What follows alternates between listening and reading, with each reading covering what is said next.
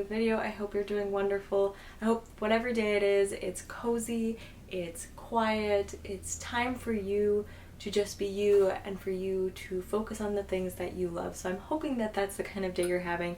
If not, I hope you find some time for quiet time for you. So by the time that this video is uploaded, it's going to be the 9th or 10th of February. And so we'll be a good ways into February by this point. However, I still want to share with you guys my February TBR. I never really have a set TBR. I tend to go based off of my emotions, based off of what I'm feeling like I want to read, based off of current circumstances, based off of the moon, the stars, whatever it is. I never have a set TBR. However, for the month of February, I do. Before we get into that, make sure to like, comment, and subscribe on this channel if you are wanting more videos like this. And make sure to check me out at my Instagram page, A Sip of Cozy. It's where I post all of my cozy, warm, bookish content. So with that being said, let's get into the books that I'm planning on reading for February. So the first few books are all manga. I do have quite a bit on my manga list that I really want to get through, especially since there's going to be some new releases coming out this month. The first manga that I'm planning on reading is The King's Beast by Ray Toma, Volume 5. If you haven't read anything by Ray Toma or haven't seen her artwork, it's absolutely stunning. It's gorgeous, it's beautiful, and her plots and her world building are absolutely stunning.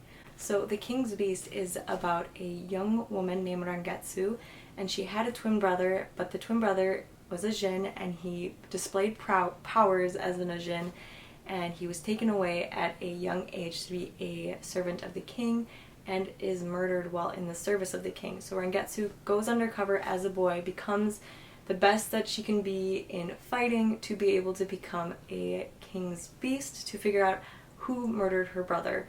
And she ends up meeting the prince that her brother was in service of and starts to fall for him and starts to realize that there's more to this royal family than meets the eye. And man, by volume 5, it's just getting absolutely amazing. And the next 3 volumes that I'm going to be getting into is Hirojime My Hero, volumes 8, 9, and 10.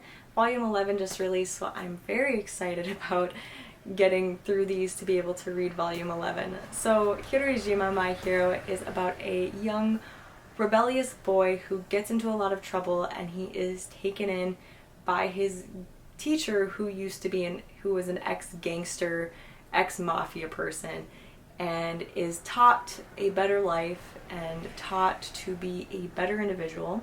However, during this time, the main character starts to develop feelings for his teacher and teacher vice versa.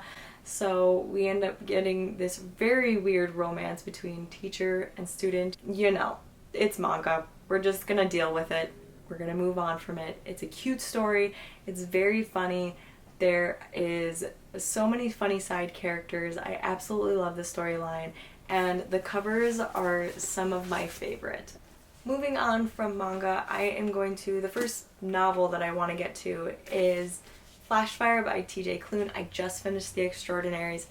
Absolutely loved it. I love the world building. I love Nikki. I love Gibby. I love Jazz. I love Seth. Owen was an interesting character. This is absolutely a stunning trilogy so far. I cannot wait to get into the second book.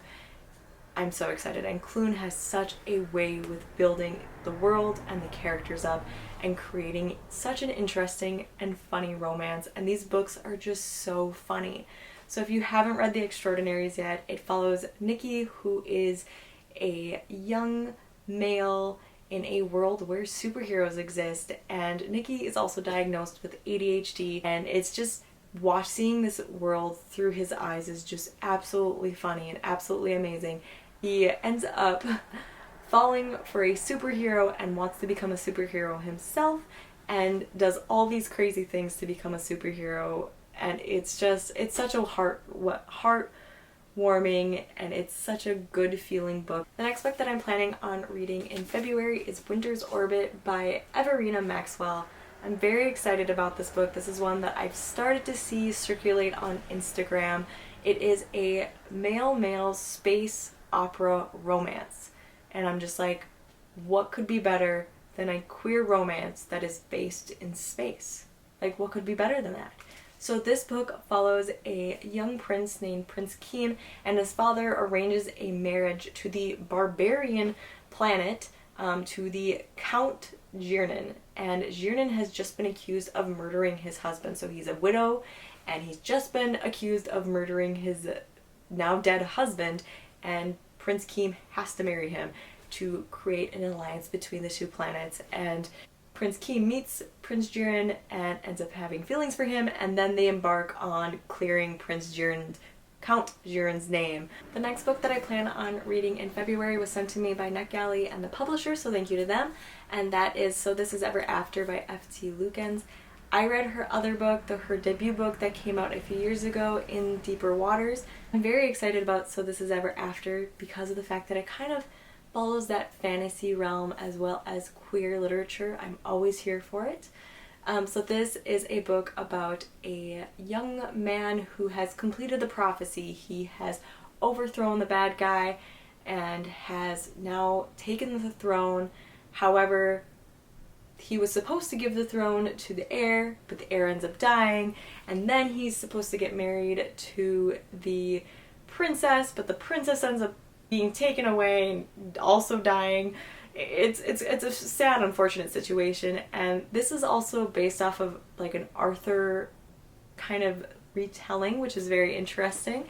And so this young man is now put on the throne, he's now become king, and he now has to marry before his 18th birthday or he will die himself. The next book that I'm planning on reading is The Girl Who Fell Beneath the Sea by Oxy Oh. This is a Korean retelling of a young girl who goes off on a heroic journey to appease the sea god who is bringing destruction to her village, and she wants to save her village. I'm very excited about this book. This is one of my most anticipated releases. This will be released in February, so keep your eyes out on it if you haven't read it just yet. I absolutely love Korean retellings. I think that they're absolutely gorgeous and stunning, and the cover for this book is absolutely gorgeous as well. So very excited for that one. And then the final book that I plan on reading in the month of February is A Magic Steeped in Poison by Judy I. Lin. This is another book that was sent to me by NetGalley and the publisher, so once again, thank you to them. This book follows the story of a young girl who is a tea maker and ends up accidentally poisoning her mother and killing her, and also poisoning her sister in the process, who now has taken very ill.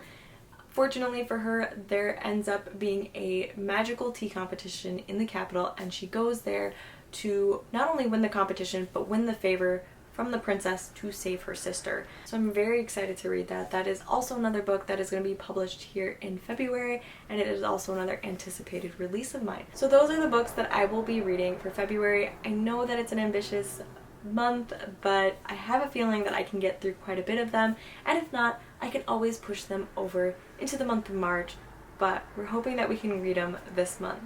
So I hope you guys enjoyed that video. Make sure to like, comment, and subscribe if you did. Also, please let me know what books you will be reading yourself in February. I always like to know what other people are reading because I can always then add on to my TBR list, which is never ending. I will see you guys in my next video. Bye!